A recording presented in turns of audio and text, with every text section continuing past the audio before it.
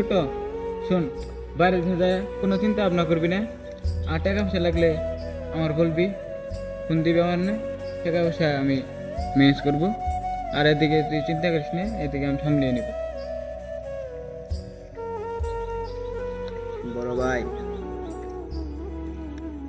এলাকা ছেড়ে, তোমাদের ছেড়ে বাইরে দেশে যাইতে মন চায় না ভাই। অনেক কষ্ট হইতেছে ভাই। বন্ধু বান্ধব, মা বাবা, আত্মীয় স্বজন